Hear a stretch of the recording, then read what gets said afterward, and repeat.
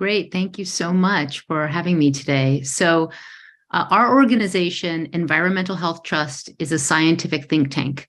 And you can go to ehtrust.org, ehtrust.org, to learn more about everything I'm talking about, and to see our scientific advisors. We publish research, we educate policymakers, and we educate the public. And our goal is technology that is safe for all, not technology which is harmful to health. Unfortunately, at the trajectory that technology is moving in the fast pace, it is not moving in the right direction, and we are steering it back to a more sustainable and healthy landscape, because wireless technology, it's wireless everything these days, is not safe. While we might assume that you can purchase it off the shelf, if you can buy it, of course it is safe. That was certainly my assumption when I started off on this journey. But as it turns out, and like with all of these other things, all of these other technologies in our lives, in the food system, and drugs and so forth, there really is a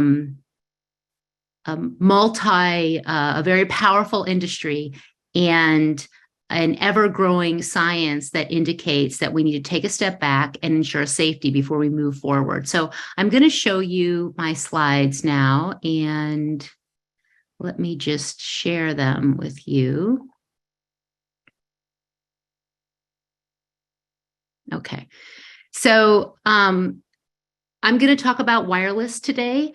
Wireless radiation, be it your cell phone, cell towers. What you're seeing here in this picture is when I went to speak at the Electromagnetic Fields Conference in 2019. That was a medical conference where doctors got credit, continuing education credit, for learning about electromagnetic fields, wireless radiation. And where I stayed in San Francisco, this was the view out my window. This is a small cell facility. There are wireless antennas here, and my window was right here, and someone else's window was right there. So here was a short cell tower right across from my window.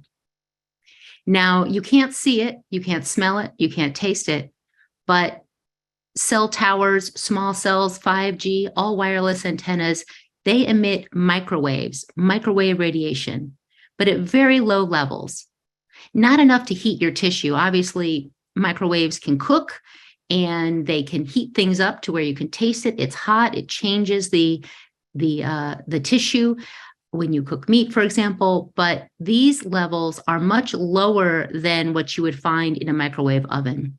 They are artificial.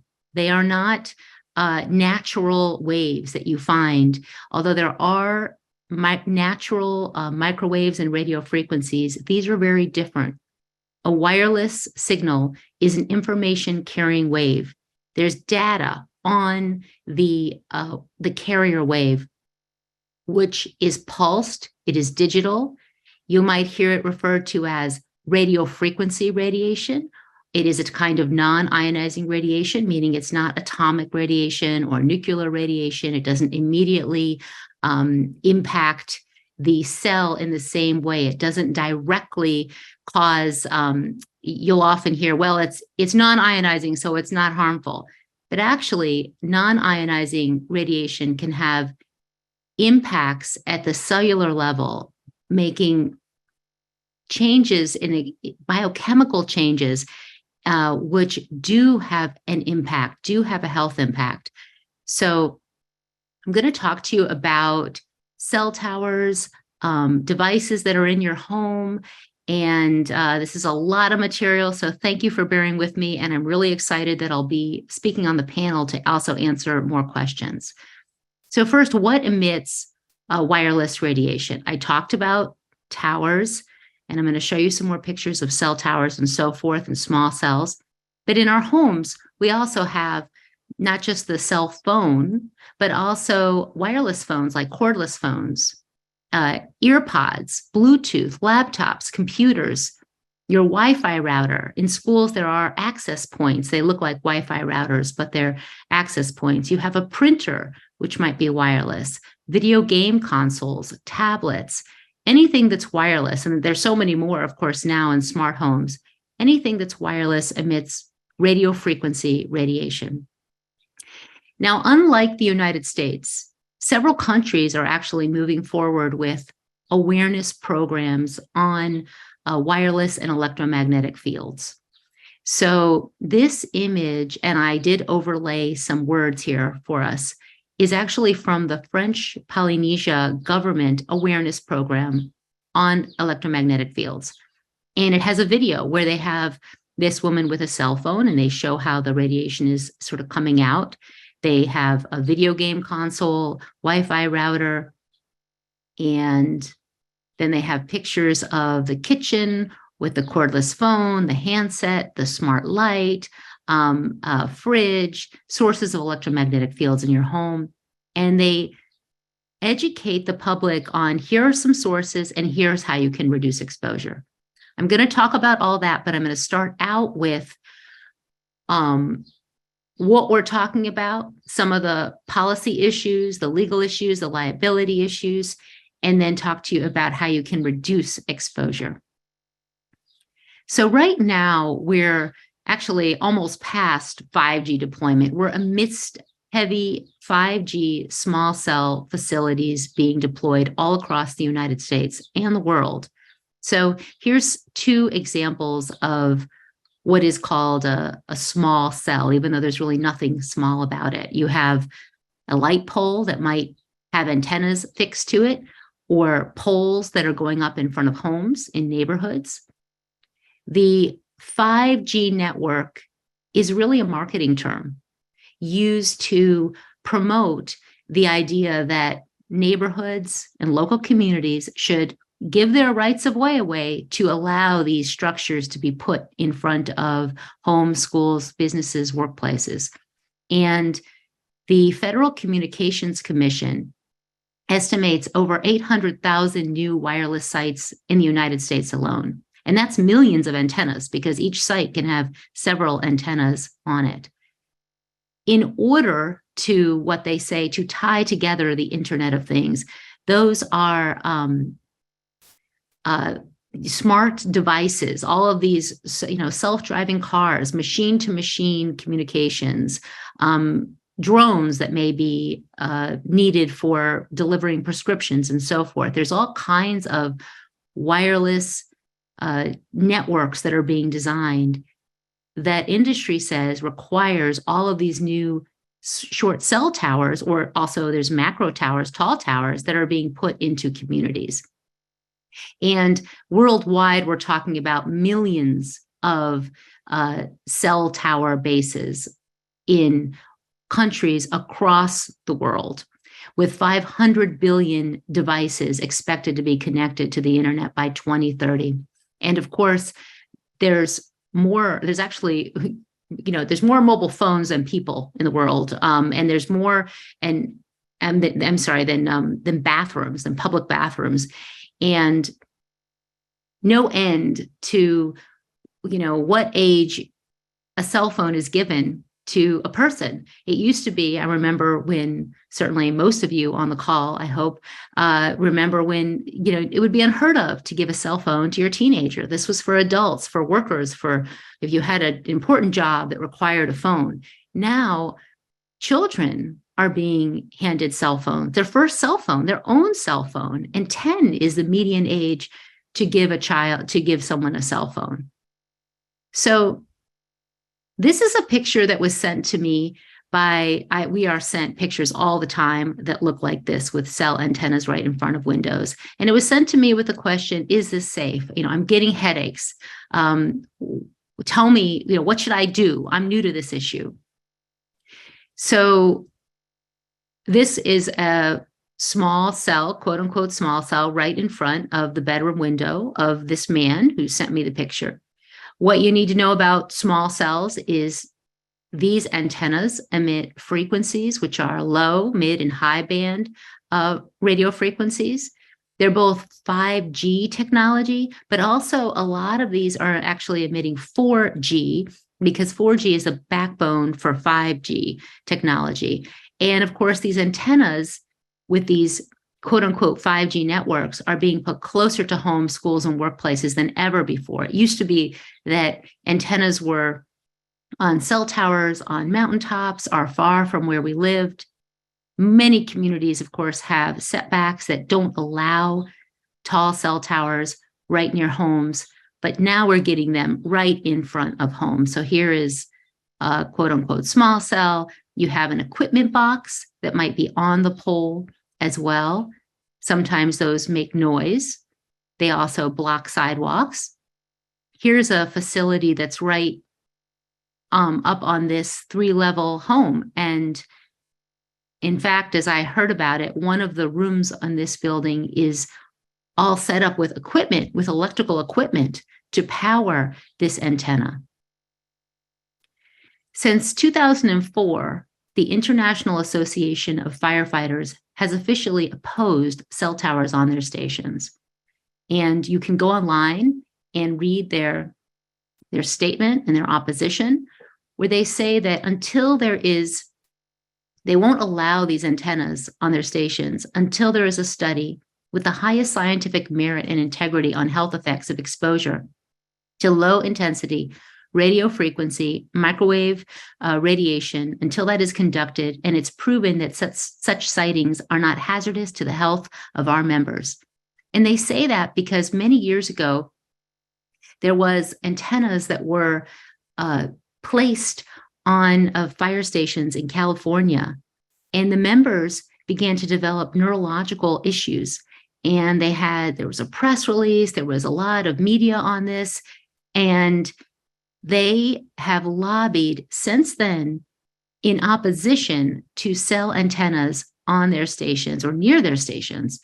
In fact, many years ago, not so many, I guess in 2019, and also previous to that, when there were state regulations that would allow cell antennas on stations, the California firefighter unions lobbied hard to carve their stations out of that legislation. In other words, to not let their stations be places where you could place these antennas.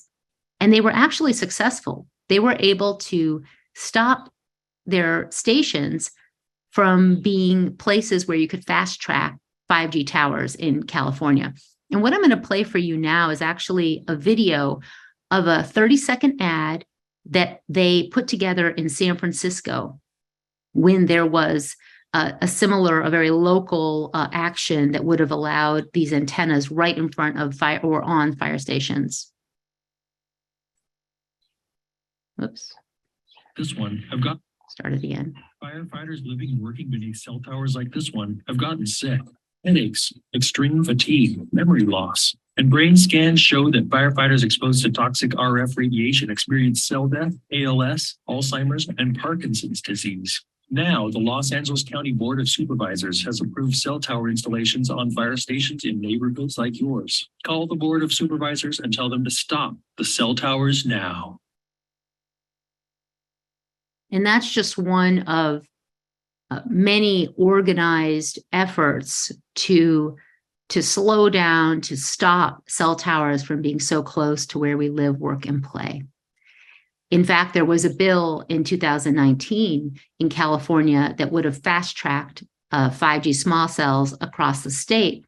And although it passed, the governor vetoed it, and there was massive opposition. Now, unfortunately, in about half of United States states, there are there are laws at the state level that really just run right over and restrict local authorities from having a say in where these installations will be in their communities. And a lot of groups in various states are organizing in those states to get those laws changed to allow for local authorities to have a say and not be stripped of their authority regarding these kinds of installations.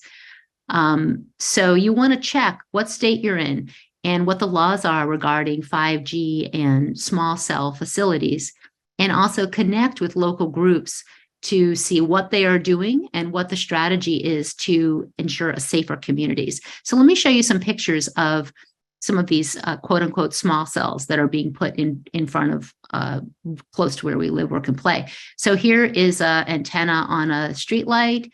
Here's an antenna as well. They might be on street lights. This is from New Orleans. Another image of right in front of a home.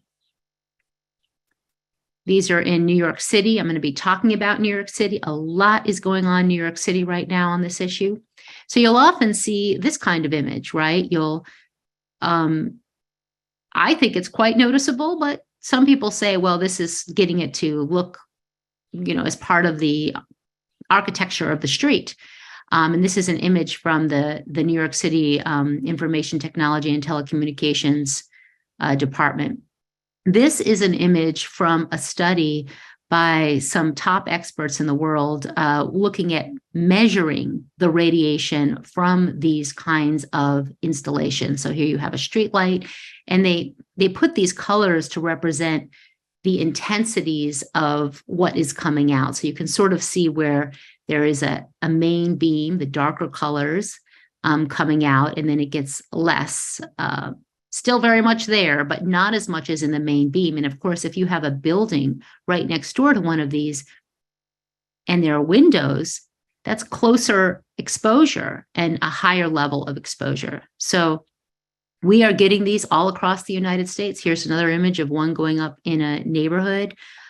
Here is what it used to look like, for example. They take the street lights, they make them taller, they put an antenna on top, they have their equipment boxes. And there is a large, ever-growing body of science indicating not only that safety is not assured, but indicating links to numerous health issues. I do not have time to go over all of them, so I'm just going to briefly talk about them. As an example, if you want to find a recent review of the research on cell towers and mobile phone base stations, you can read an article by Alfonso Balmori, where he did a review of the latest studies on people living near cell towers and found the majority, 73.6%, showed effects on the health of the people, 73.9% radio frequency sickness. So there are symptoms that are reported from headaches to brain fog, to issues with sleep, with memory, rashes, which is often called microwave illness or electromagnetic sensitivity. There are a lot of terms that are used to this constellation of symptoms that are reported. And we are contacted all the time. People share with us that picture of the window, the cell tower, and they say, I'm having headaches, I'm getting sick. What do I do? How do I fix this? So radio frequency sickness is also a term used.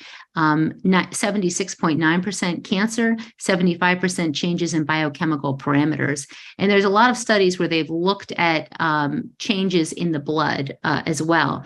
So here is a picture of a cell installation, a 5G, it's called Link 5G, going up in New York City. And I'm going to come back to this, but I just wanted to share with you how the hubris of the industry in terms of what's happened now. They're putting these gigantic 32-foot poles up. They have 1, 2, 3, 4, 5 tiers for antennas. And there are many communities waking up to this issue because they do not want these big, gigantic cell tower poles in their neighborhood. And here's an example of one. There are now 15 New York community boards. Those are neighborhoods. The neighborhoods in New York City are divided into community boards, and they vote. They have things to say about various equipment in their communities and whatever's going on in their communities. They are the voice of the community, and then they present that to the elected officials. And 15 have passed resolutions for moratoriums or disapprovals or rejections of these 5G towers in various capacities. And you can just search New York City 5G to read some of the articles that are coming out on that. The effects that have been found are far-reaching. And one of the things that so I have been speaking to many community boards in New York City, and I present the EMF scientist appeal, and you can go online to read that. The scientists who have signed onto this appeal are calling for a halt to intensification of this antenna placement, and for policies to reduce exposure, not to increase exposure. And these are scientists that have published in the field of electromagnetic radiation, of non-ionizing electromagnetic radiation. 258 scientists from 44 nations who've published in the field. And please go to the EMF scientist appeal and take a look at the experts and the appeal and the letters that they've sent to the United Nations. They say effects include increased cancer risk, cellular stress, increase in harmful free radicals, genetic damages, structural and functional changes of the reproductive system, learning and memory deficits, neurological disorders, and negative impacts on general well-being in humans. So there are thousands of studies that have found effects associated with exposures in humans, in animals, and also studies done at, in petri dishes and looking at cells and how cells change. And yet we are being just bombarded with these images. One more thing. I mean, we are in love with our phones as a society and blinded by the advertising, and it's nonstop. So people often think that because they haven't heard anything about it, that there's not a problem. But in fact, there so much to say about the science. So in 2011, the International Agency for the Research on Cancer classified radiofrequency non-ionizing electromagnetic fields as possibly carcinogenic to humans. So this is now over a decade ago.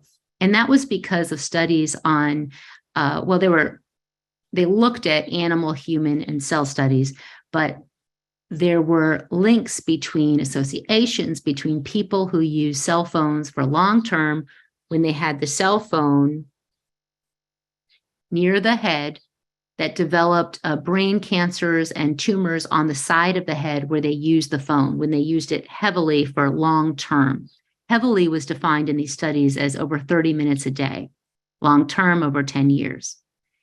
And there was a higher risk for these cancers. So what they didn't have at the time, and one of the reasons that the expert group that convened with the International Agency for Research on Cancer, one of the reasons that they didn't classify it as proven or probable, which would be the next two levels, was because there wasn't animal research that had been done, adequate animal research that also found an association. So you need those experiments where you have highly controlled exposures to really show, because you have your human studies, but there's so many variables with people, right? I mean, what our occupation is or other exposures and so forth. But when you have animals in highly controlled experiments, you can really have, you can really see, you can control for what those exposures are. And so over the last decade, there have been much, just a significant amount of research that has been published since 2011, continuing to associate radiofrequency radiation with cancer. And I'll highlight the National Toxicology Program $30 million study that had rats and mice and expose them to levels of cell phone radiation that you would receive, like when you hold the phone to your head, that intense level throughout their whole body. And they found increased tumors, the same kinds of tumors as have been found in humans exposed to cell phones for long term. That's since 2011. And because of that research and because of additional studies by the Italian Ramazzini Institute, where they used even lower levels of radiofrequency than the US National Toxicology Program, they found the same tumor types in the male rats. So now there are many scientists who are saying that the term that the classification possibly carcinogenic is no longer adequate, that it is either probable, which is a level that would trigger regulatory change, or proven. Several scientists, including environmental health trust scientists, have published the scientific documentation that now the criteria has been met, the scientific evidence is robust enough to classify radiofrequency radiation as carcinogenic to humans. And if the International Agency for Research on Cancer were to meet again and look at all of the science, that this would be the classification. Now, they haven't met since 2011. They have been advised to have a meeting to relook at the science, but they have not at this point. There's also research showing impacts to the brain, memory damage, behavior problems, hyperactivity, and that's in impacts to the brain have been found in various studies and laboratories across the United States. This image you're seeing is looking at brain cells that were not exposed and then exposed.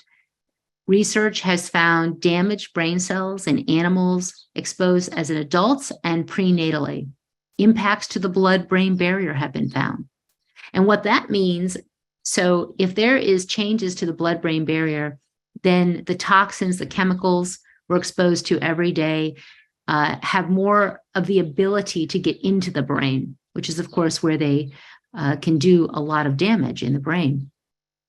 And National Institute of Health study found altered brain activity. There was increased glucose metabolism in the area that was closest to cell phone antennas. So they did a study with people. They had the phone antennas turned on and found changes in the way the brain metabolized glucose, sugar. There's studies that have found teenagers. They looked at teenagers and they assessed how long they used the phone to their head and what side of the head. And they did studies with the children, doing different studies that tested their memory.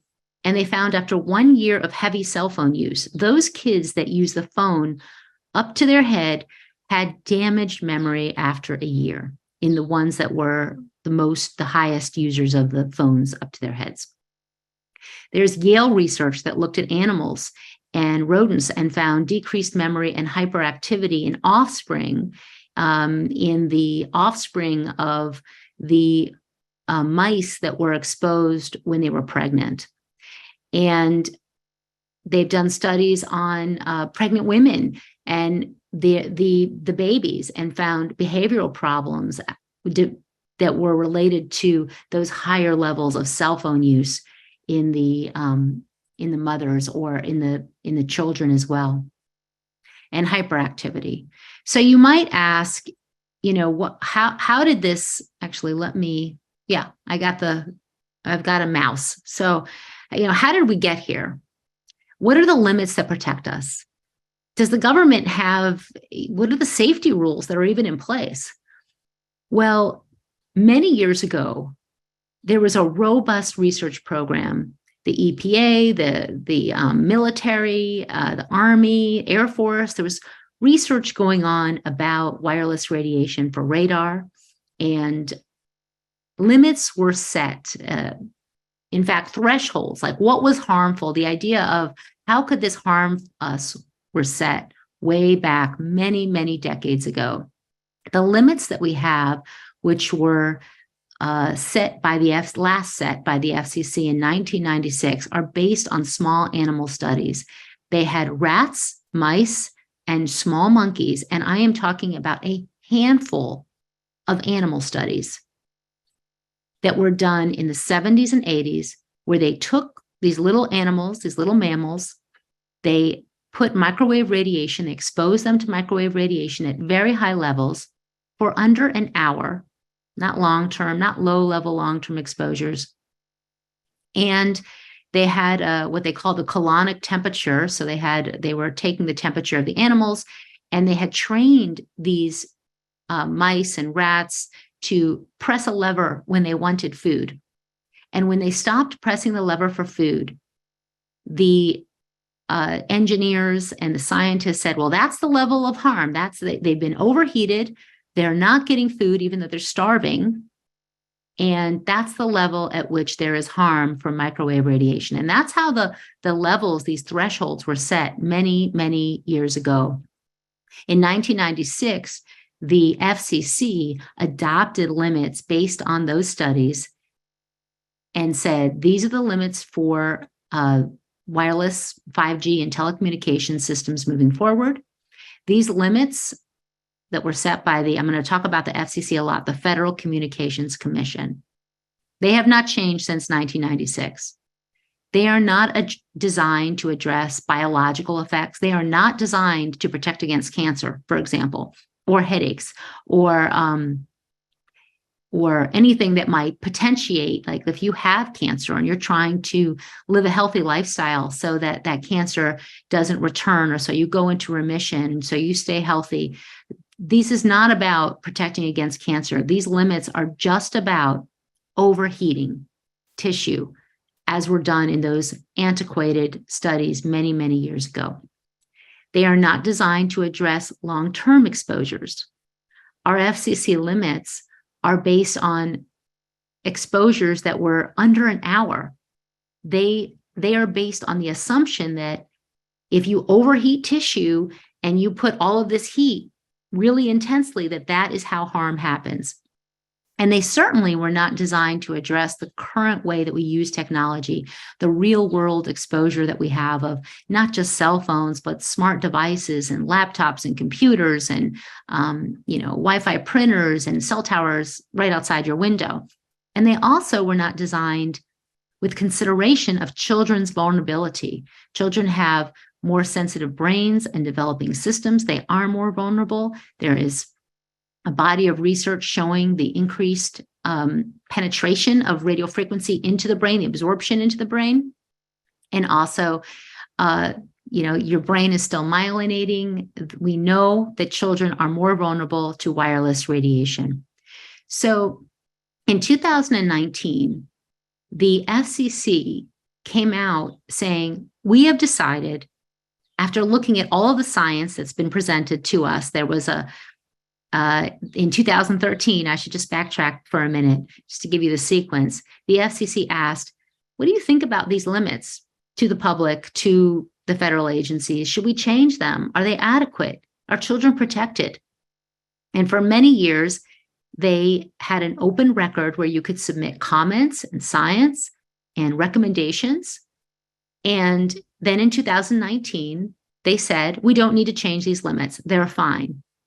These limits are adequate to protect children. They're just adequate for the United States. We're going to keep these limits. And in fact, we're going to create new limits for frequencies never even used commercially before, because we need to, 5G and new technology needs to happen and we need to move forward.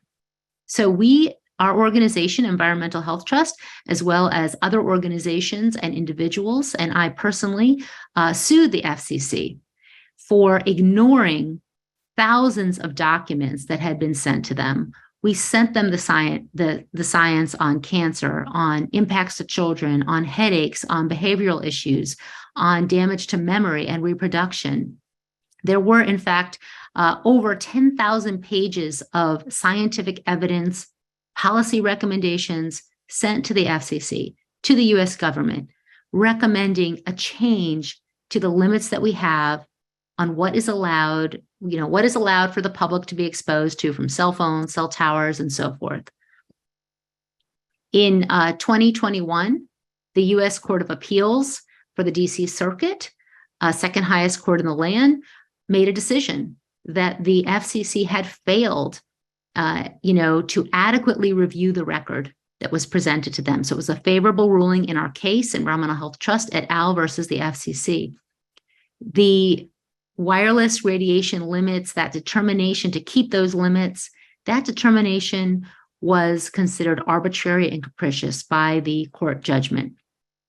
The court found that the FCC had not provided evidence of properly examining non-cancer harms, such as long-term exposure, children's vulnerability, the testimony of persons injured. There were many testimonies of people writing in with the impact of having a cell tower in front of their home, or injuries that they had, or how Wi-Fi networks had been turned on and they had developed heart issues and various electromagnetic sensitivity and so forth.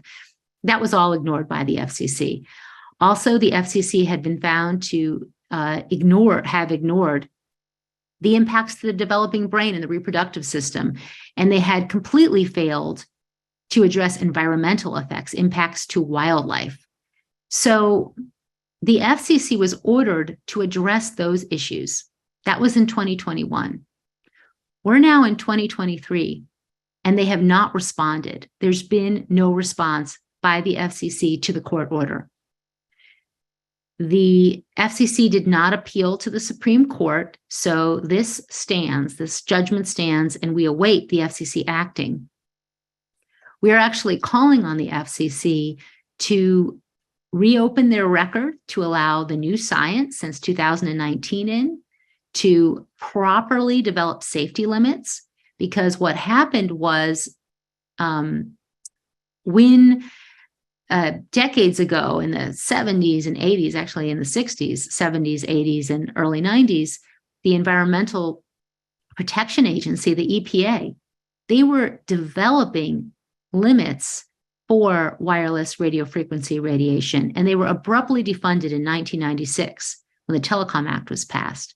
So we are asking that this issue go back to our federal agencies with health and safety expertise to develop limits that are protective of people and the environment. So here's a look at our limits that we have. The FCC limits are among the highest in the world for what cell towers and what's allowed to be ambiently in the air. We have maximum permissible exposure limits. Many countries have more stringent limits. Now, the limits in other countries like India, China, Russia, Italy, Switzerland, for where people live, like in their homes, are more stringent, not necessarily fully protective though, but they are much lower compared to the US, which has among the most lenient, along with Japan, Australia, and actually many other countries that use limits like FCC limits or ICNIRP limits. You might hear that term if you delve into this.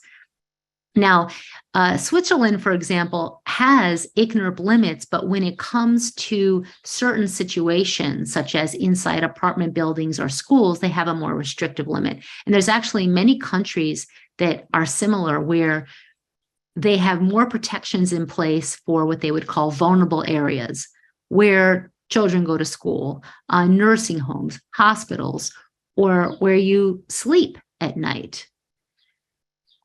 And just to give you a sense of a perspective, so T-Mobile actually commissioned a report to look at all the science and to make some conclusions about the limits and about the adequacy of the limits and what the science says. That is called the Ecolog Institute report. It came out in 2000. It recommended an exposure limit for wireless radiation 1,000 times lower than FCC's current power density limit. That was over 2 decades ago, based on science from 2 decades ago. 1,000 times lower than FCC's limit to protect children in more vulnerable groups and as a precaution. The Los Angeles, California Public School District, they actually state that not only do they ban cell towers on their schools, but they say that they have a precautionary threshold that addresses non-thermal exposures with thresholds 10,000 times lower than FCC standards. They believe it's a more conservative level, that it's important to protect children who represent a potentially vulnerable and sensitive population. And there are 3 Board of Education resolutions. Those have to do with cell towers on or near schools, and they have prohibited cell towers on their schools. Whereas in many communities across the United States and cities, schools are where the cell towers are placed. Now, I should note that the Los Angeles, California Public School District has been criticized for not adequately following this recommendation, and I can get into that later. So I'm going to hop around a little bit because there's just so much to talk about here, but I want to show you an example of imaging. You can't see cell phone radiation, you can't taste it, you can't smell it, but it's very much there and it is absorbed into our tissue. And this is imaging done by engineers showing the radiation going into the tissues of the head. This is computer scientific modeling. And hopefully this will, I'm not going to use this image.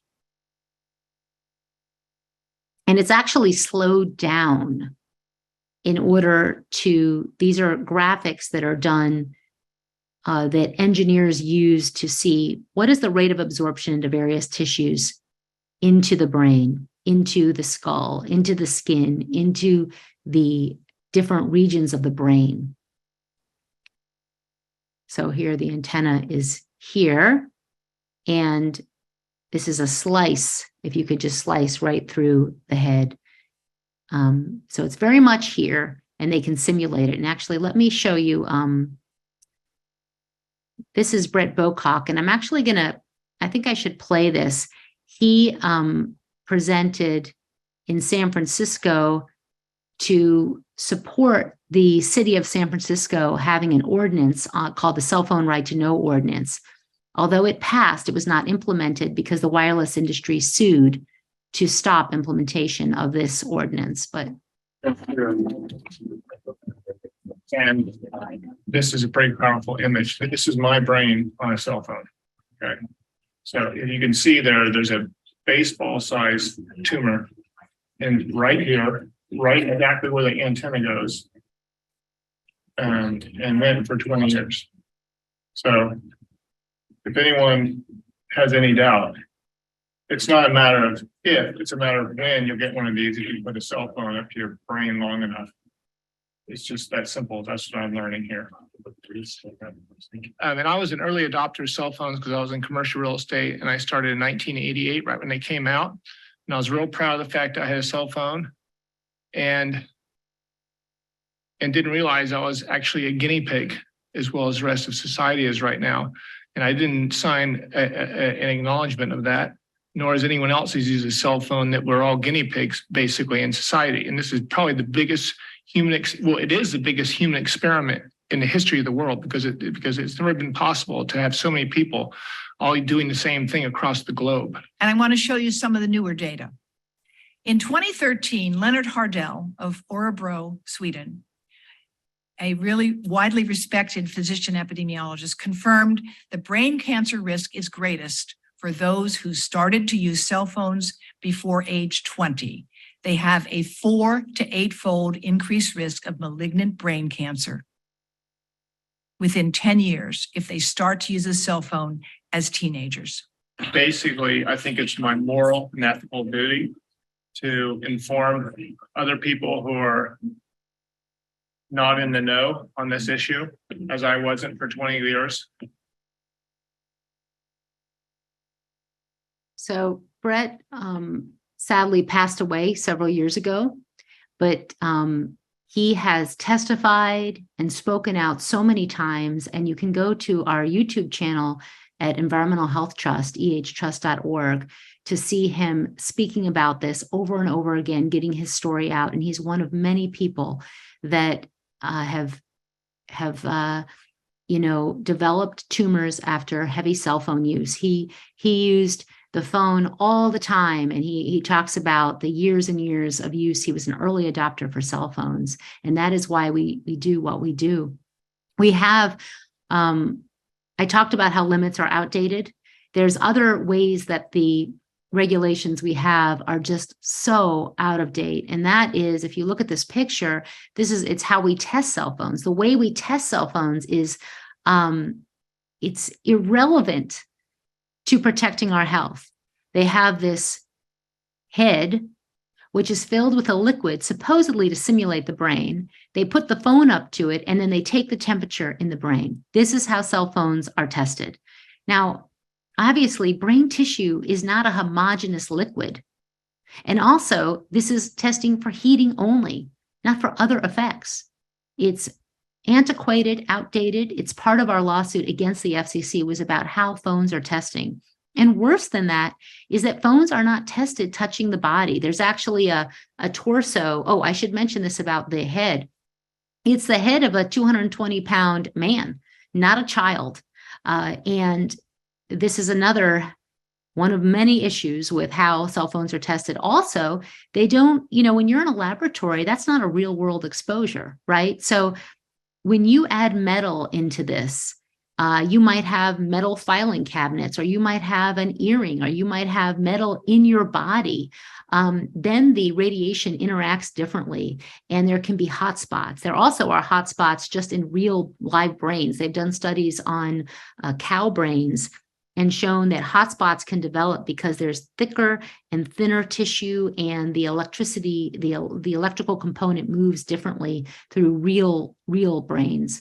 But this is how phones are tested. They're also tested against a body torso, but they're not tested touching this is actually supposedly simulating the body. This is a Apple iPhone 11. You see there's a distance between the phone and the body. Phones are tested for body contact positions with not being in body contact, by the way, in body positions, I should say, but they are not in body contact. They are tested with a separation distance from 5 to 10 to even more millimeters. Every millimeter counts. The radiation, the rate of absorption can be much higher if the phone is closer, and especially if the antennas are right in direct contact with your body.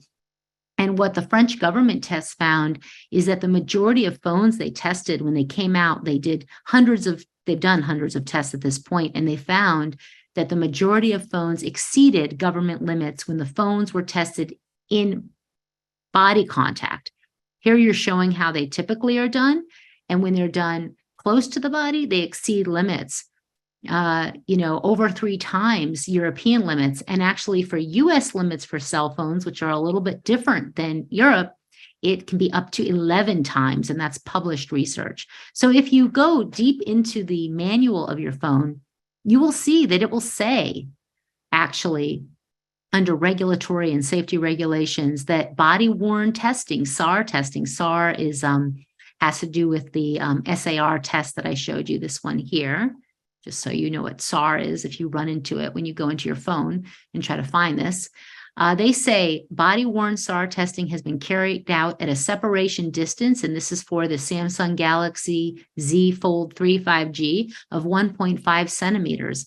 And to meet RF exposure guidelines during body-worn operation, the device should be positioned at least this distance away from the body. That is the instructions in the phone. All cell phones have instructions. Some are easier to find than others related to this issue. You can go to the Apple iPhone into settings, general, about, legal, RF exposure to find that instruction. Now, the Apple instructions changed a few years ago, really interestingly. And if you didn't know, you might not realize what they're trying to say in there. They do say the separation distance that's used in testing, but they don't specifically say that you should stay away at that distance to meet testing requirements. Really interesting that they changed that. And yet we're, advertised to have the phones in the pockets, and people put cell phones in their bra. There's research showing case study reports of young women developing cancers right where they had the phone in their bra, for example. Now, please learn more at our website at ehtrust.org. We have fine print warnings page. You can just search that, and you can see the links to learn what the manuals say about your phone. This is a simulation that was done, a computer simulation that showed when a phone is in the pocket, it looked at the absorption into the nearby tissue and found male reproductive system to get some of the highest exposures into the body. Here is cell phone radiation simulated into an adult and a child, and you'll be able to see from what I'm about to show you how the radiation absorption is goes deeper into the child head compared to the adult head. Children have thinner skulls. They have a different connectivity in their brain. And so when you look at this image, you see the lighter colors, which are the highest levels. You're also seeing the exterior, the field outside the head being simulated. What we're going to be looking at is inside the head. This is a kind of a slice into the brain. And the levels go from white to yellow, orange, red, purple, blue in terms of intensity. So let me share this with you.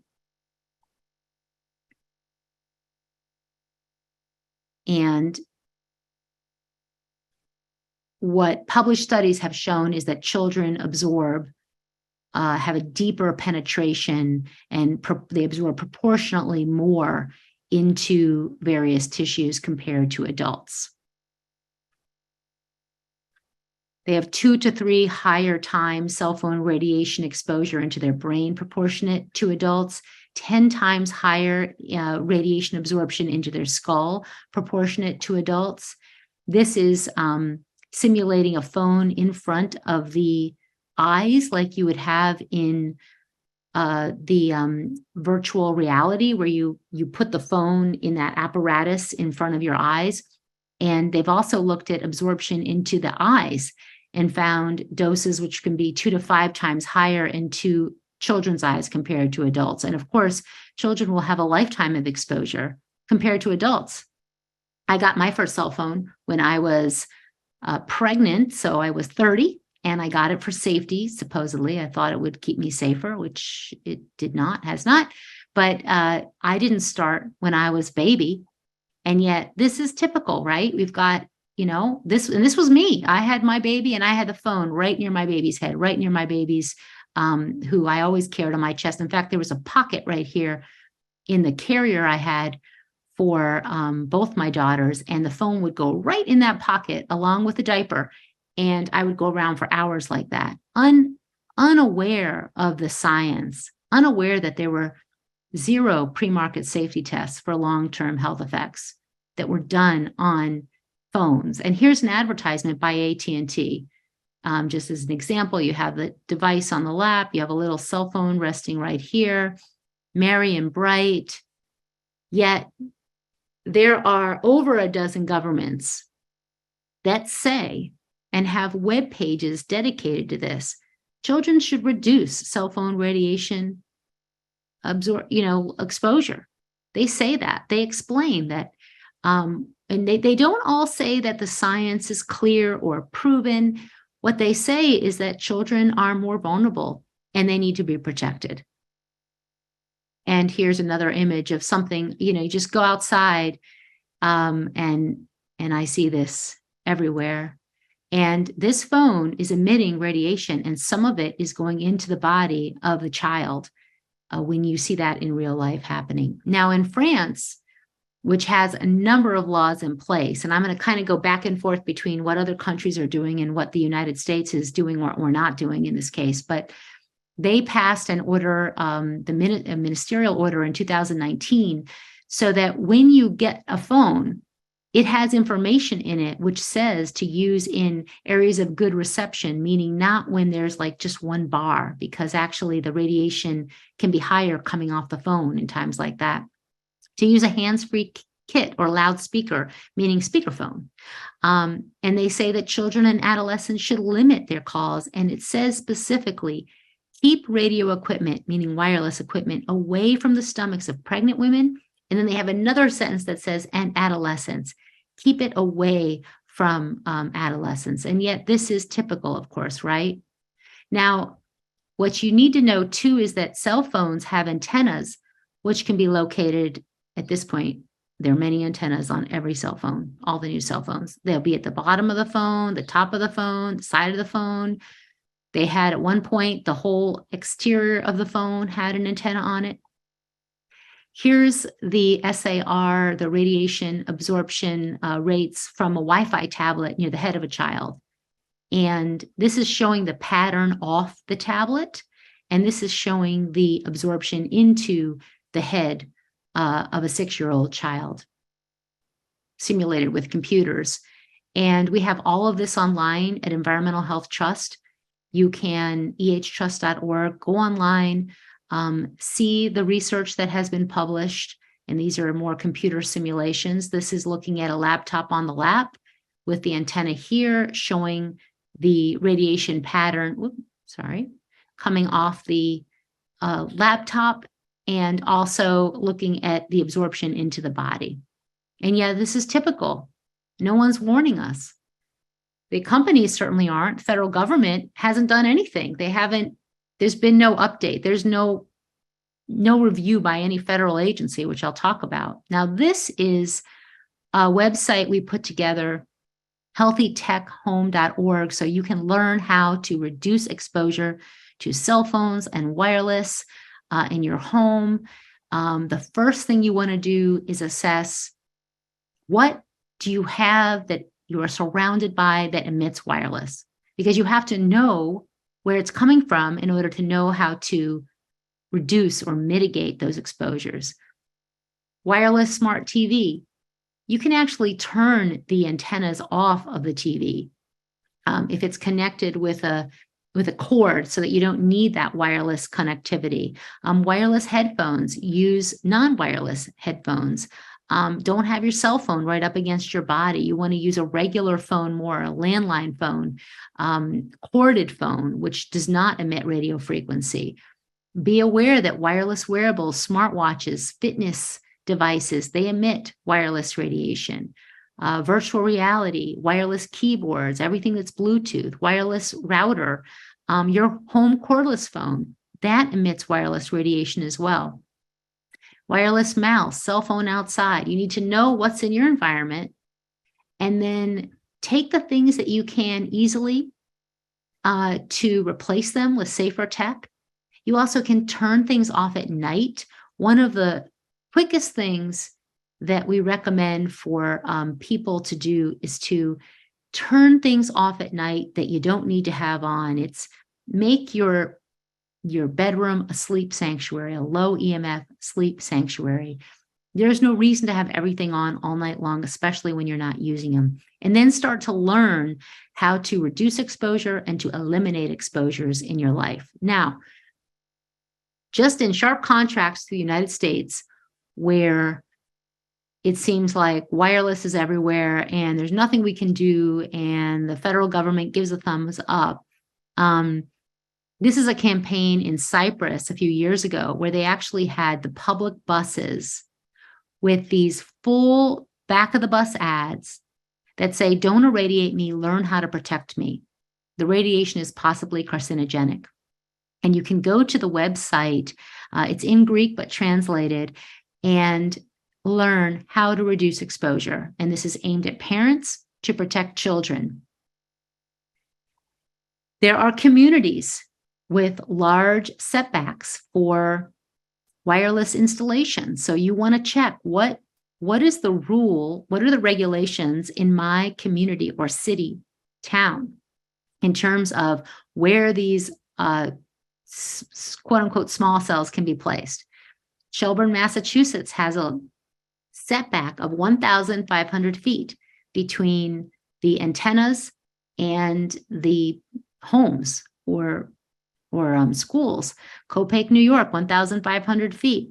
And it goes on. Salisal, Oklahoma, 1,500 feet. Scarsdale, New York, 500 feet. Stockbridge, Massachusetts, 1,000 feet. Now, I'm going to tell you that, like, for example, in Scarsdale, New York, even though they have this incredible ordinance, which could be so protective, then what often happens is there'll be installations proposed and they are just rammed right through in various ways. And this is also happening in communities. Ithaca, New York, 2,500 feet.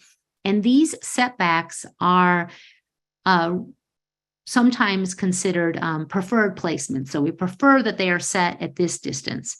And we want, the ordinances will say, sometimes they'll say things like, we want to make sure we look at alternatives before we put an antenna this close to a home, school, or a place where people stay for a long time. Whereas in some communities like Washington, D.C., there's about a 10-foot. These are allowed to be within 10 feet of homes and buildings. Unacceptable, really unacceptable. In my community, it's at 30 feet.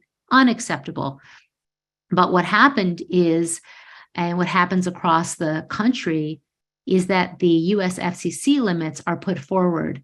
And they say, well, FCC limits say the following, so we can pretty much we can put these facilities that close.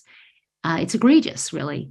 Now, the New York State Commission on 5G Health and Environment, and if you don't know about the New Hampshire State Commission on 5G, look up New Hampshire State Commission report on 5G.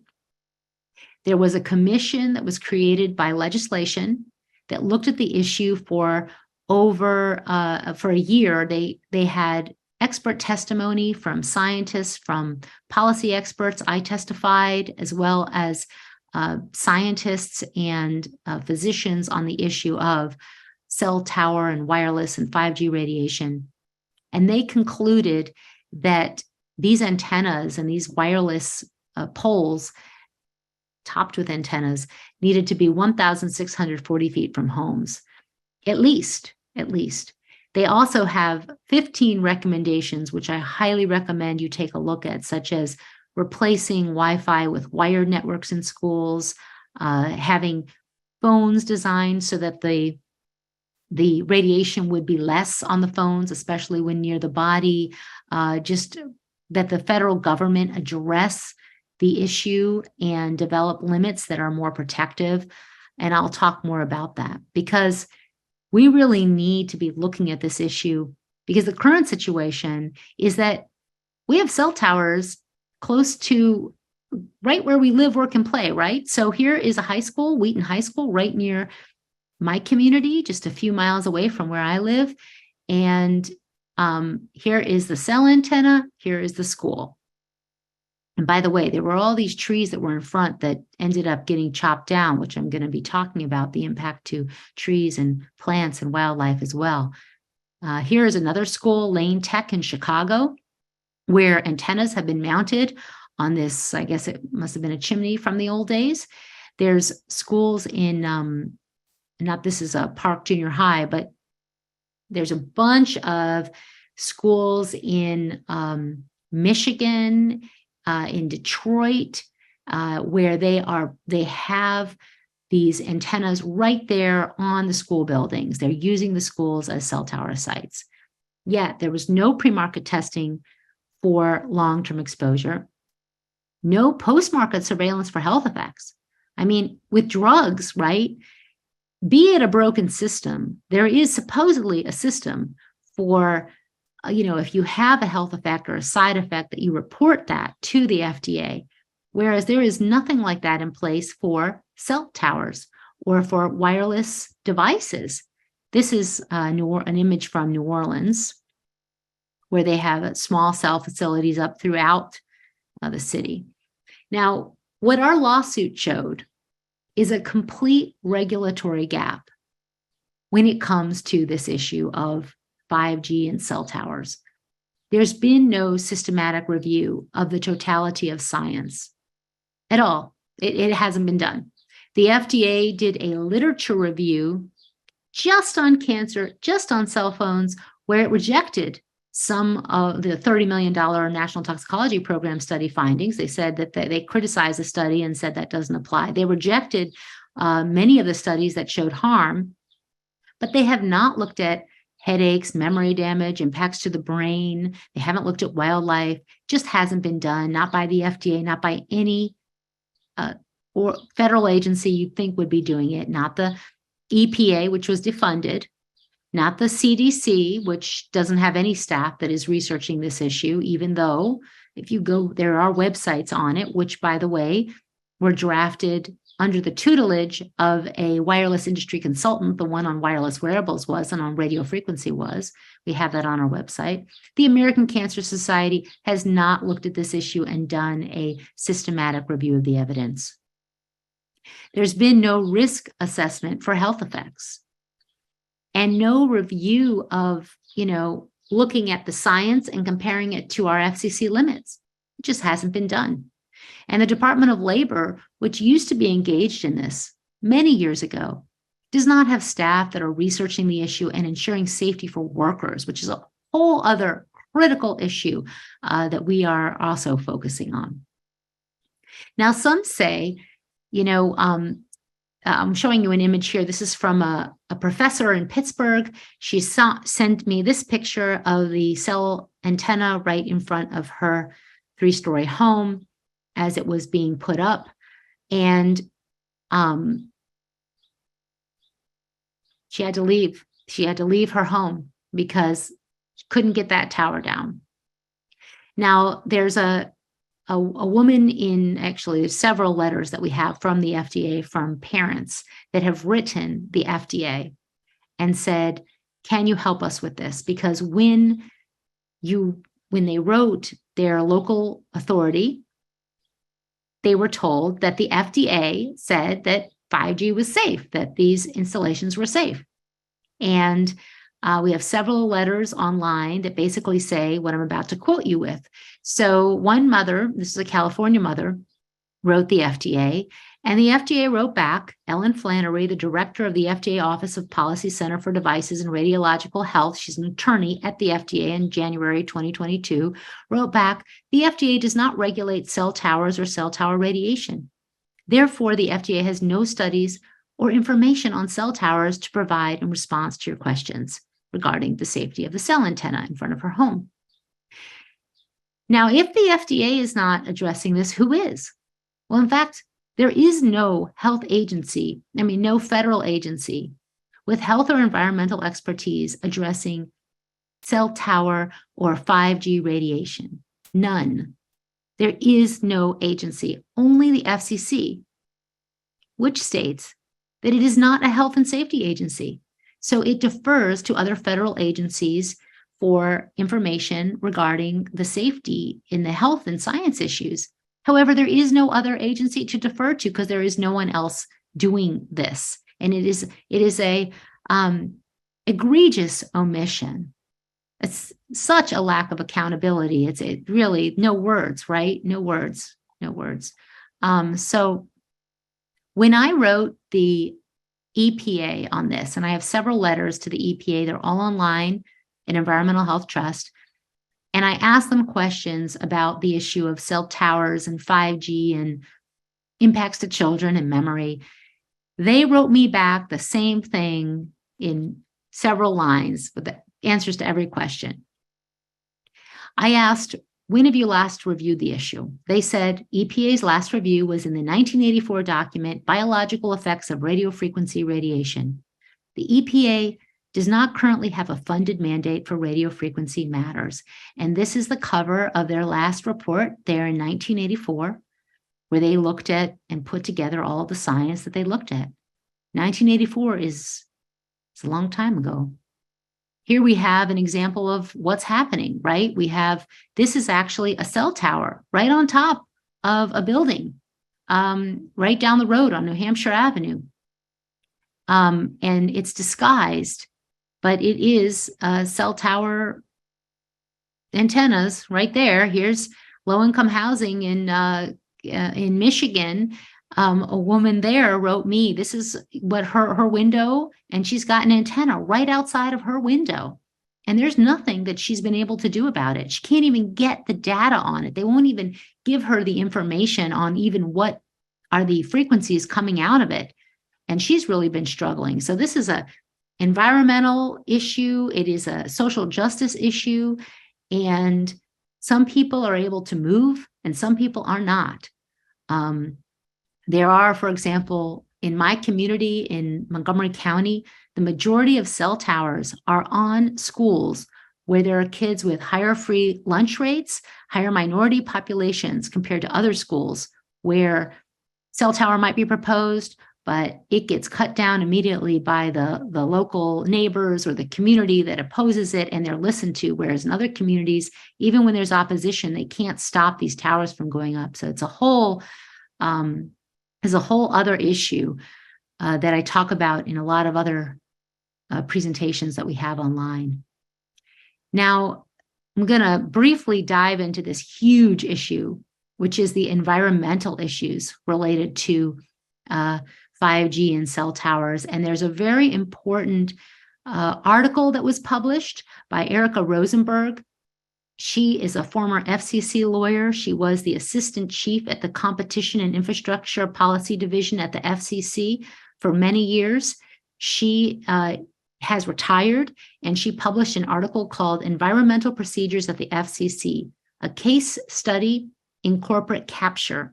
And she talks about how the FCC has failed to follow the environmental laws. And I'm going to read a quote that kind of summarizes everything she talks about in this article. The result of the FCC's lack of accountability is cumulative and incalculable environmental damage. Views of protected landscapes and historic sites ruined, wetlands filled, endangered species habitat cleared, sacred sites desecrated, burial mounds and archaeological sites disturbed, and fragile underwater environments degraded. Please take a look at this article. I also interviewed Erica, and that's up on our YouTube channel and on our website, Environmental Health Trust. Now, the Department of the Interior in 2014 wrote a letter to the FCC saying the electromagnetic radiation standards used by the FCC continue to be based on thermal heating, a criterion now nearly 30 years out of date and inapplicable today. And that letter also documented birds. And Albert Manville, the U.S. Fish and Wildlife biologist who was the lead on cell tower impacts to birds and bats, now retired, has published and has written the FCC and has spoken out on this issue just for years now, cautioning about the impacts to wildlife, to flora and fauna. And this is a whole issue which I'm going to share with you a bit about today. And actually, let me scroll down to that. Then I'm going to scroll back up. So the environmental levels are increasing, those ambient levels in the air. And there's people that, our health is important, but also impacts to birds and to insects, pollinators. This is, animals roost on cell antennas. We know that these levels of radio frequency are increasing in the United States. That's been documented by studies that have been published. We wish there was more research. The U.S. government is not funding research on looking at this issue, but there is some research, of course, showing this. There's a major publication, a landmark research review by U.S. experts, Albert Manville, Dr. Henry Lai, science writer Blake Levitt, that looked at over 1,200 studies on the effects to flora and fauna and found biological effects at vanishingly low frequencies comparable to today's ambient exposures. Effects were impacts to orientation and migration, food finding, reproduction, mating, nest and den building, territorial maintenance and defense, and also genotoxic effects. And this three-part review is so important. Please find, go to the study online. It's called Effects of Non-Ionizing Electromagnetic Fields on Flora and Fauna. Rising ambient EMF levels in the environment is the first one. Then they have a second one on how species interact. And then the third one on policy changes that need to happen. Download these. They are open access. Send them to your elected officials. And we need accountability on this issue because birds nest and perch on transmitting cell antennas. But instead, we have trees that are fake trees with antennas on them.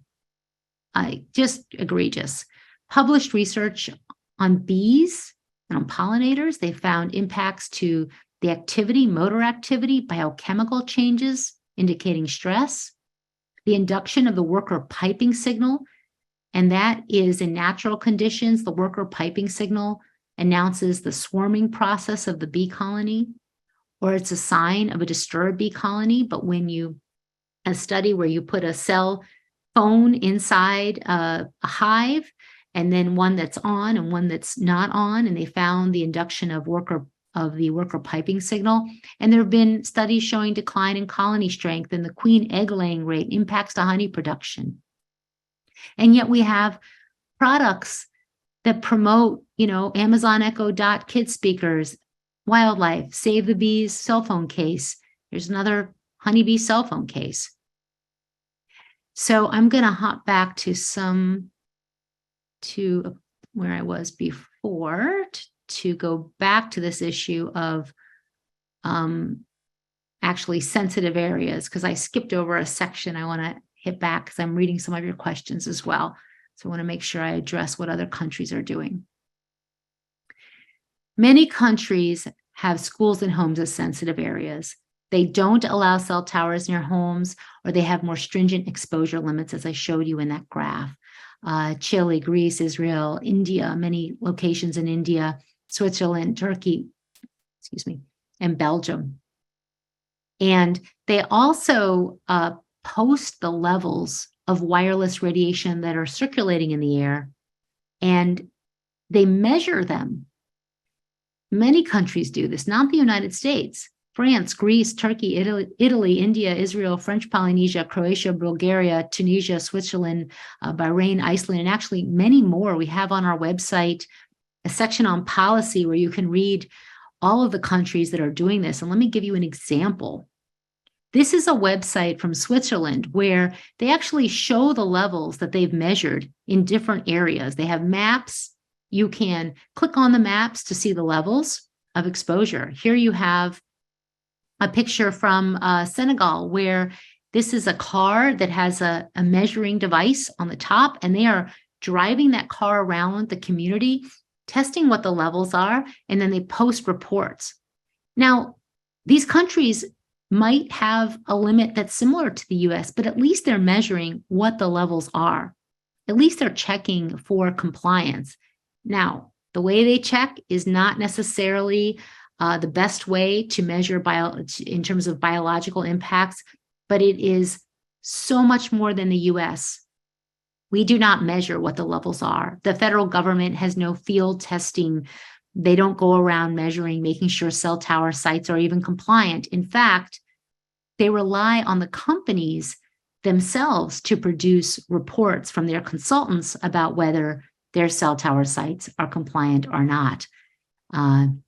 Here's a picture in Greece. You can go to the website and you can click on these little triangles and see what the latest measurement was.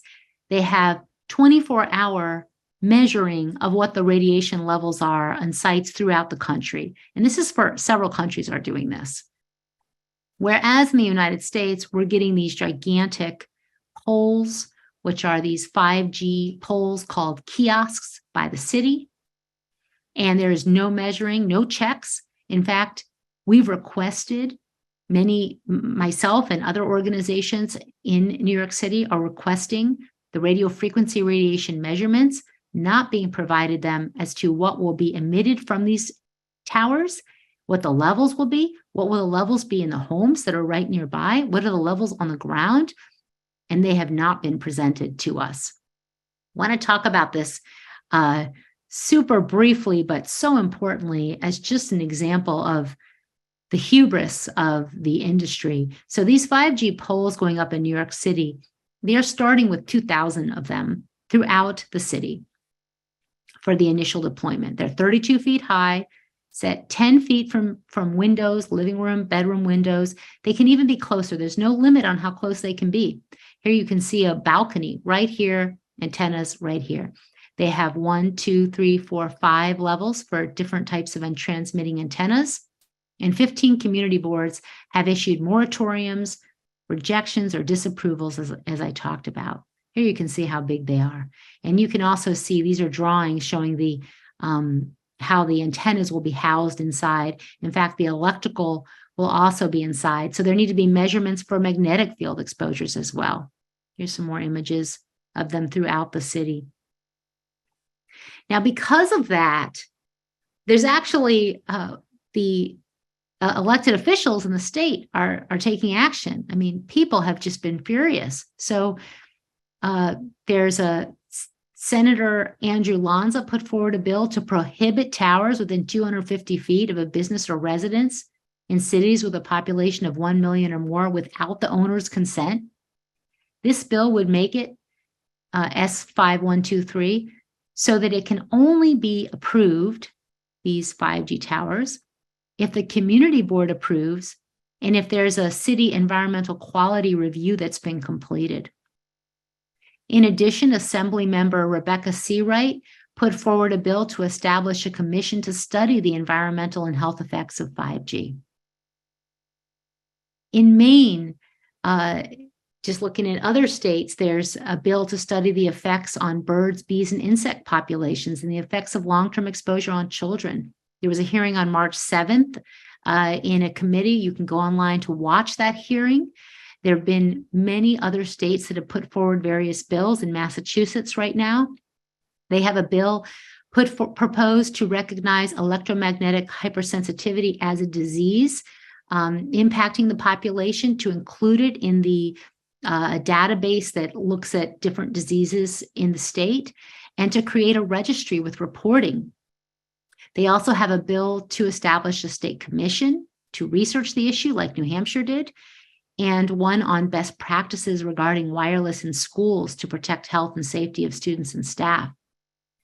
As another example, at the very local level, Sheffield and Great Barrington, Massachusetts residents, they voted in favor of a citizens petition, which would make it so that 5G applications for 5G installations would be considered incomplete until the FCC completes an environmental review and updates its limits. So responds to the mandate in our case, EHT et al. Versus the FCC, and also does a proper environmental review of 5G deployment. Because of course that was never done. You know, the FCC pressed go on fast tracking small cells with regulations in 2019, making there be shot clocks for communities, really attempting to tie the hands of local authorities related to small cell facilities, but they never did a full environmental review of what that would mean for the country with this massive rollout of infrastructure. Fountain Hill, Arizona, also placed a moratorium on 5G until a full review of the issue by the town. And they highlighted our lawsuit and also the research linking exposure to health effects. So, really important to know is that insurance companies rank radio frequency radiation and the risk from exposure as high. It is the industry standard to exclude coverage for health damages from wireless radiation, microwave radiation, non-ionizing radiation. It is compared to asbestos in many insurance reports. And this is an image from a business insurance white paper called The Next Asbestos that talks about emerging risks that could shift the liability landscape. Lloyd's of London in a 2010 report said, the danger of electromagnetic fields is that, like asbestos, the exposure insurers face is underestimated and could grow exponentially and be with us for many years. Swiss Re did a report ranking 5G as high off the leash, and they rank the unforeseen consequences of electromagnetic fields to the insurance industry as high. This is why cell phone companies cannot get insurance themselves to cover if they are sued because of health damages to people in communities, because insurers will not insure the cell tower companies because of the ranking of the risk as high. And they exclude damage as industry standard, as I stated. They have electromagnetic field exclusions. Here is a cell antennas on a chimney. This is actually a school in Detroit. This is where the playground is. Here are the cell antennas. This is in Wyandotte. And so wireless companies then warn their shareholders of the risk, but not the consumers, nor neighbors, nor school children, nor parents at the schools. They say in their 10Ks, and I'll read you what Crown Castle says in their 10K report to their shareholders, warning of the risk. If radio frequency radiation emissions are demonstrated to cause negative health effects, potential future claims could adversely affect our operations, costs, or revenues. We currently do not maintain any significant insurance with respect to these matters. Now, all the wireless companies in the United States have similar statements about risk or about liability because of the lawsuits that are ongoing related to this issue.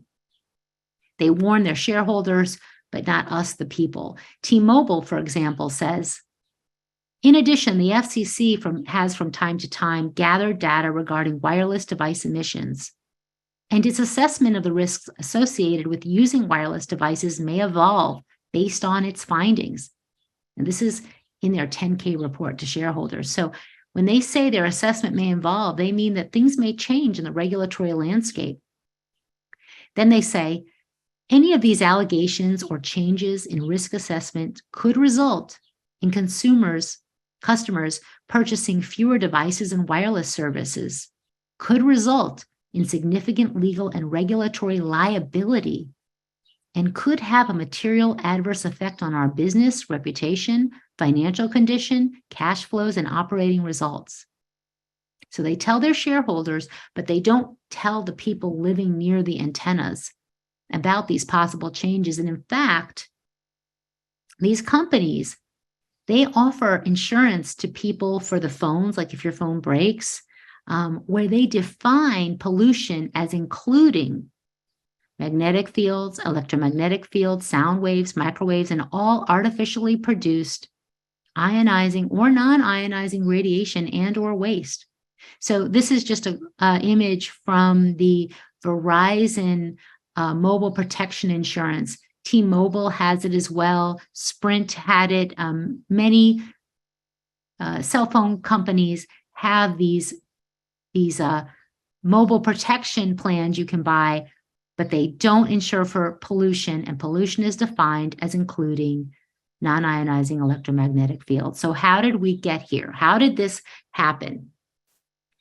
Well, if you want to go on the journey of how our regulations are so out of date and not protective, please take a look at the Harvard report, Captured Agency, how the Federal Communications Commission is dominated by the industry it presumably regulates. This report compares the wireless industry to the tobacco industry, details how U.S. Congress receives millions from industry, and how wireless companies are using the same playbook as big tobacco. It states the U.S. FCC is a captured agency with a revolving door between industry and government. So you might be head of the wireless industry, then you're on the FCC commission, and back and forth, so that really the wolf is watching the hen house. This report was published in 2015, and it should be updated, but it rings true today. And in fact, there's even more documentation of the revolving door between industry and government. It goes on. And here's some examples. We have Meredith Atwell Baker, who is the used to work at the CTIA, which is the wireless industry, director of congressional affairs. Then she went to U.S. government. She was FCC commissioner for several years. And now she is the head of the CTIA wireless industry and also worked for other telecommunications she was senior vice president of governmental affairs for NBC Universal in 2011. So same person, different positions. We have FCC Commissioner Brendan Carr, who was the former lawyer for Wiley Ryan. He represented the wireless industry in suing the city of San Francisco for having a cell phone right to know ordinance and actually halted implementation of that ordinance. That was halted. And now he is FCC commissioner and has been since 2017. Or you have FCC Chair Tom Wheeler, who used to be the head of the wireless industry, CTIA, for many years. In fact, a scientist that the CTIA gave money to study the health effects of cell phones, published a whole book on how the CTIA was covering up the science showing harm. He was put forward as FCC chairman in 2013 and helped to set the groundwork for the regulations changing to allow 5G and cell towers across the United States to be streamlined. And now he's retired. He's a CEO of the Shiloh Group, a strategy development and private investment company specializing in telecommunication services. And you can still see him present on this issue, and he's considered an expert in the field. And he was former head of the wireless industry.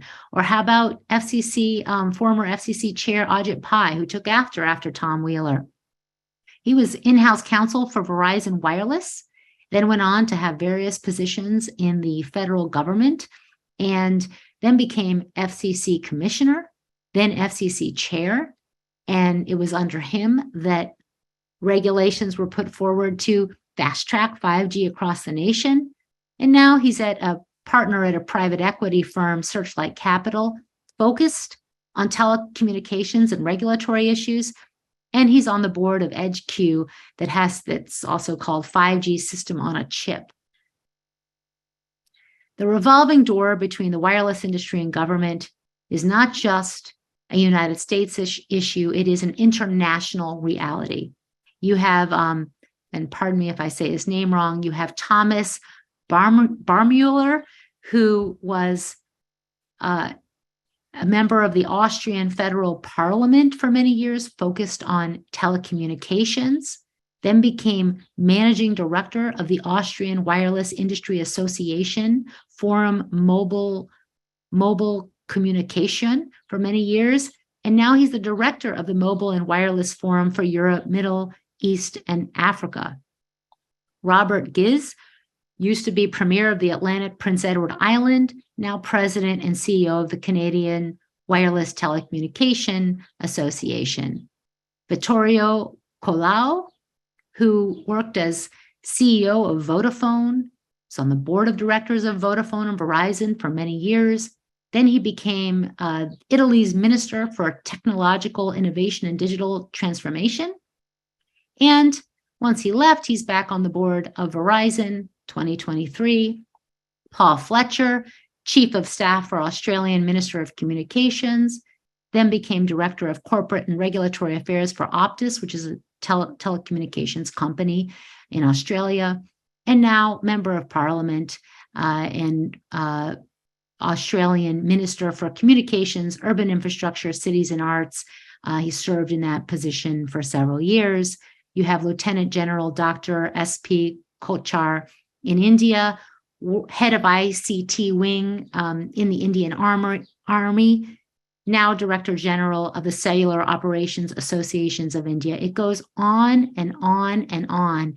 Here we have from Somalia, Abdullahi Mohammed, who worked for telecom companies for 20 years, then became general manager of the National Communications Authority of Somalia, and just was changed up with another man who is now in charge of the Communications Authority. But it goes on and on. I talked about the environmental impacts of electromagnetic fields. I want to briefly talk about another critical issue before I move on. And I will say in the panel, I am going to be answering questions. That'll be in a few days. So I am glad to do that, but I'm hoping to cover just the endless issues related to wireless and health.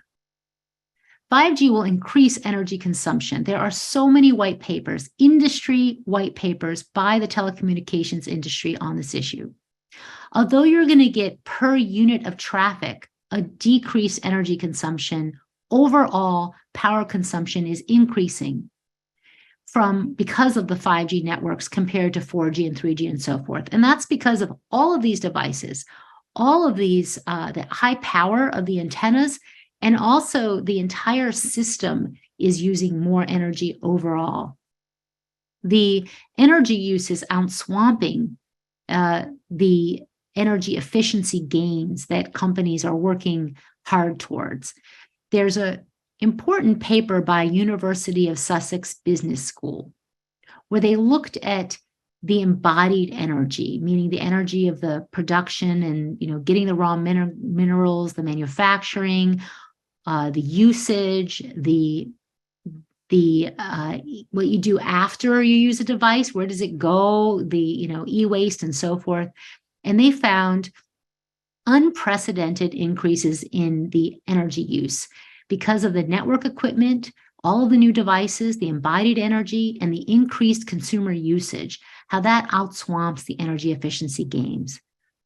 This is a really important report, which talks about how the widespread adoption of unlimited data subscriptions for 5G users and the facilitation of advanced and data-intensive mobile services such as virtual reality and more sophisticated mobile gaming could encourage energy-intensive user practices, contributing to the ever-growing levels of data traffic. And it will counteract, they talk about how it will counteract the energy-saving potential of 5G efficiency improvements.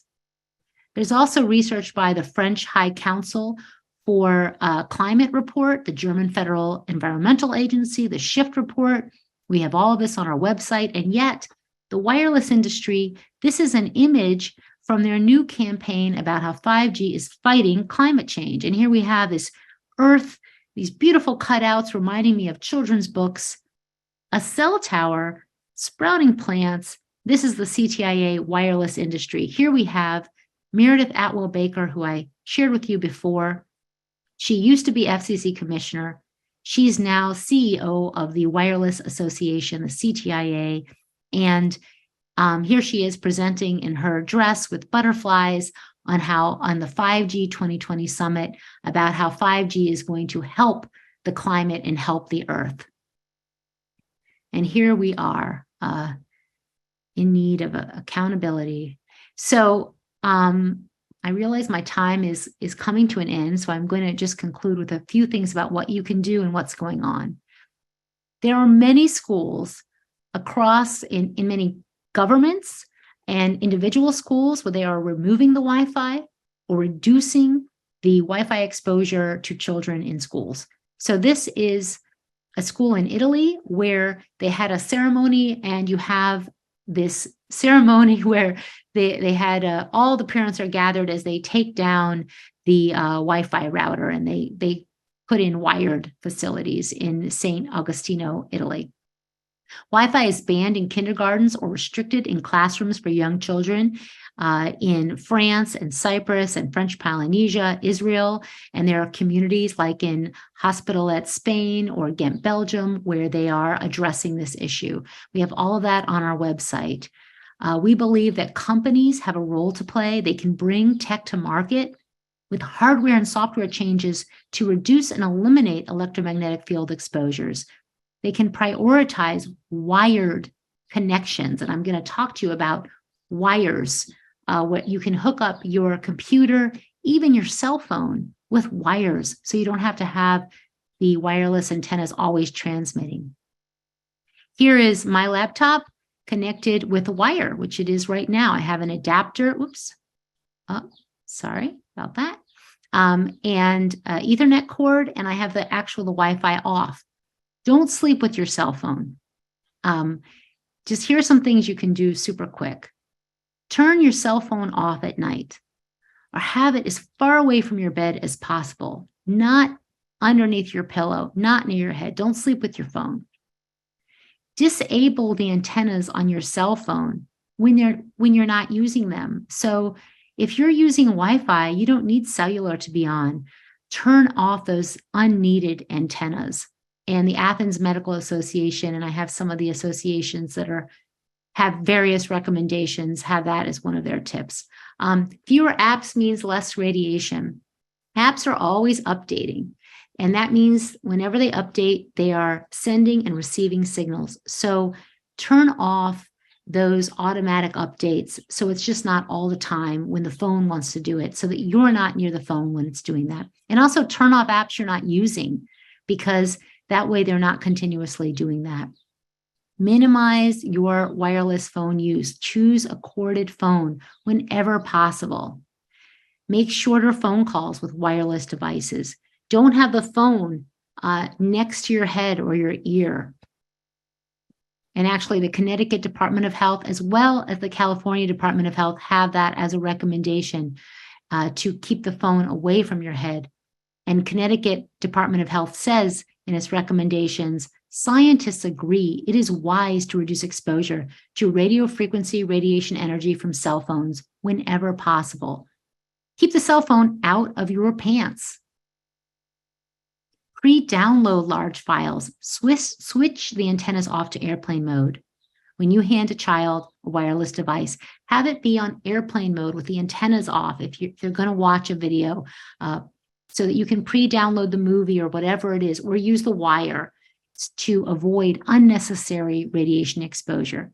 And here is my best friend's son playing, I think it was Minecraft, and he is at my house using an adapter that allowed it to be connected to the internet without the wireless on.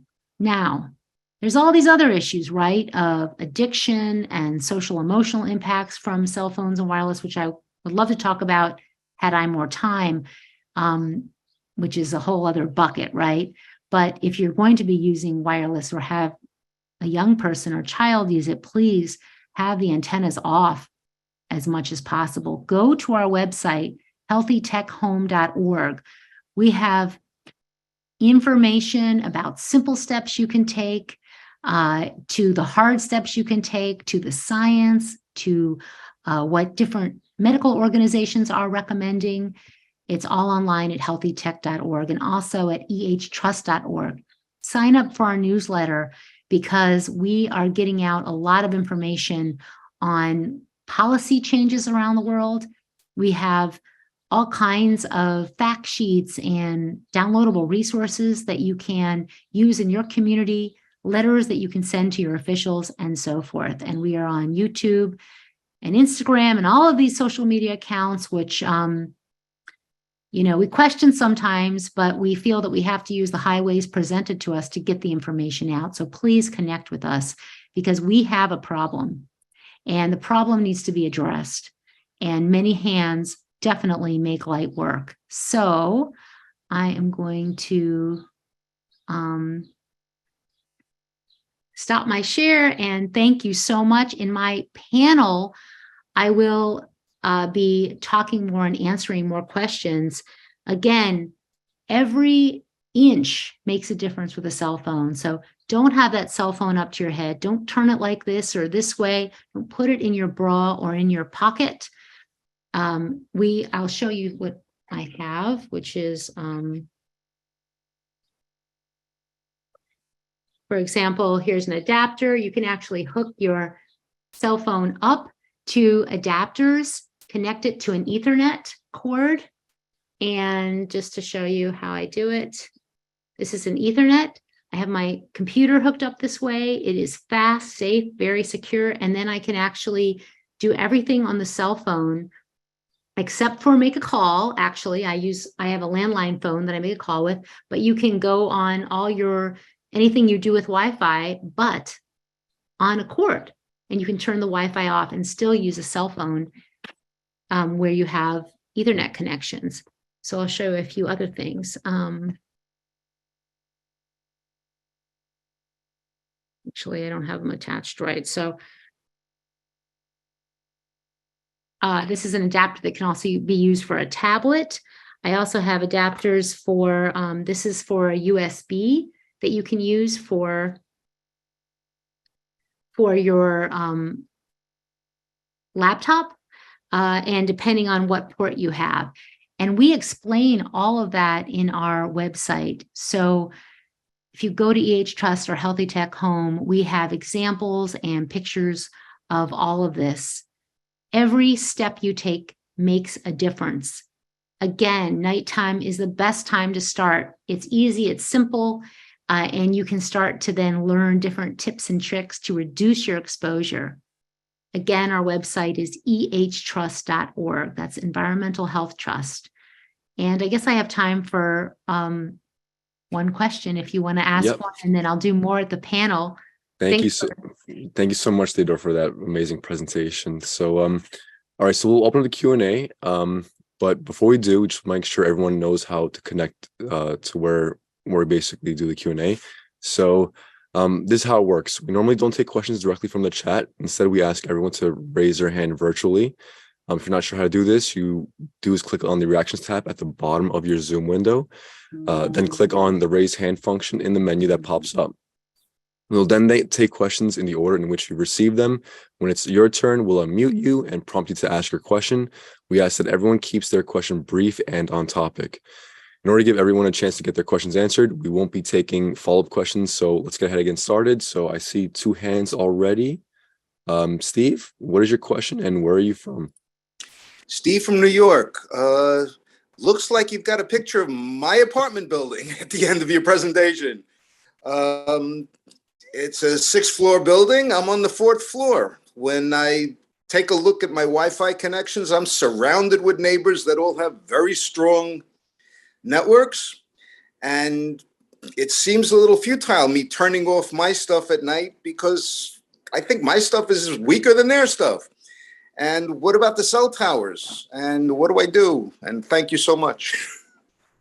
Thank you so much. I'm sorry to hear about that you have one of those big cell towers in front of your house. So it's just, this issue is like food.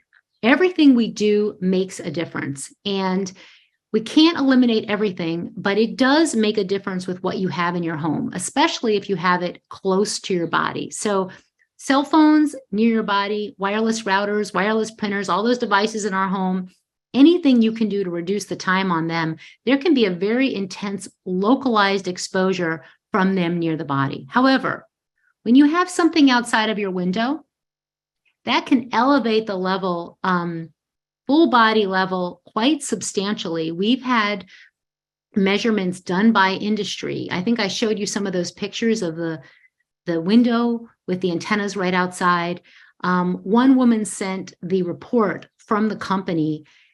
It was a company report, which we have a lot of questions about, but even that showed 50% of FCC limits, which might seem like, oh, that's half as much as what's allowed. That is really, really high to have levels like that in your home.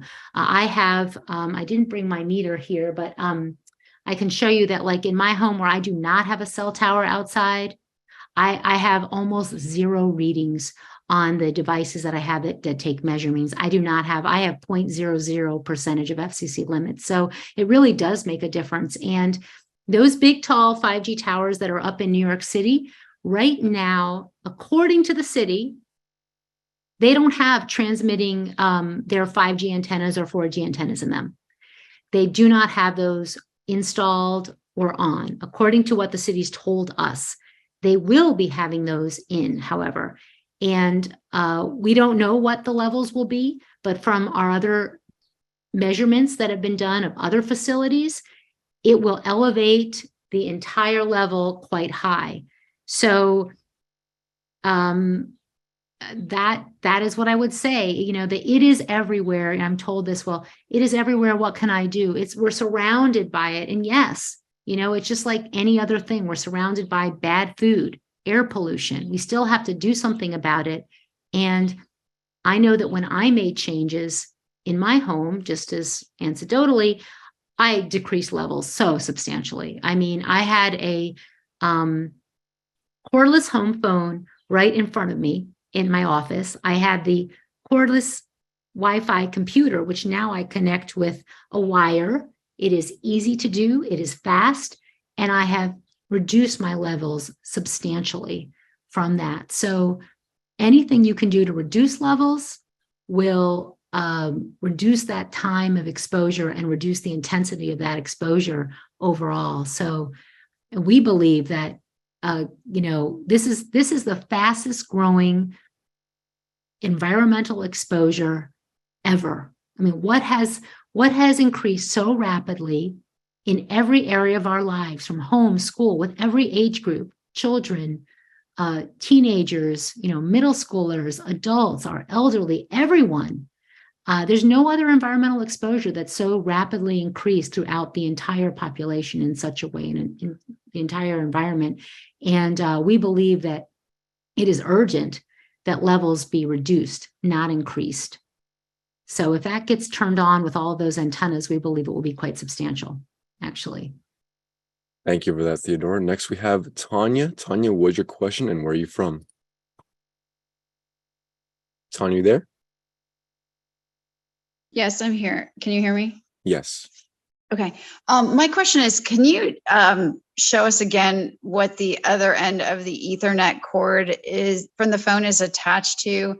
And if it stops at the box, where does the box get the signal from?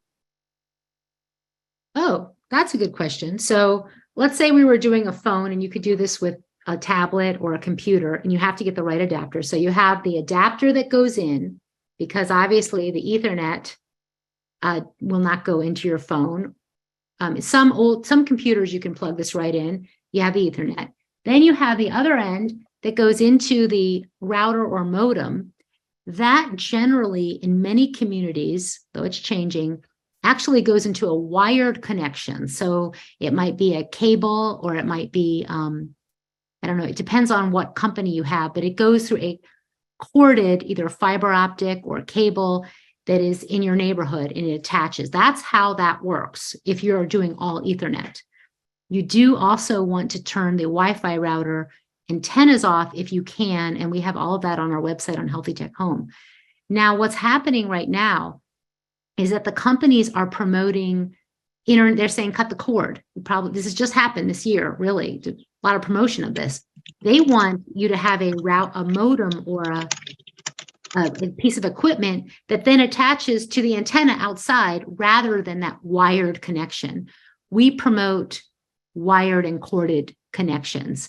So you really have to take it from the device all the way to that end piece of equipment in your home. And we have all of that on our website, so you can go through that and learn how to do that. But yeah, it's a bit of a dive, but if you take it one step at a time, it's really possible to do, just like changing your food habits or your other exposures in your home. If you use air purifier or water purifier or so forth, these are just steps that you can take. And there's simple steps, and then there's steps that take a little more time. Thank you so much, Theodora. Awesome presentation. We just want to have all the audience thank you for what you've accomplished. So everyone, please say your thanks to Thank you so much. Thank you. This was amazing. Informative. Great presentation.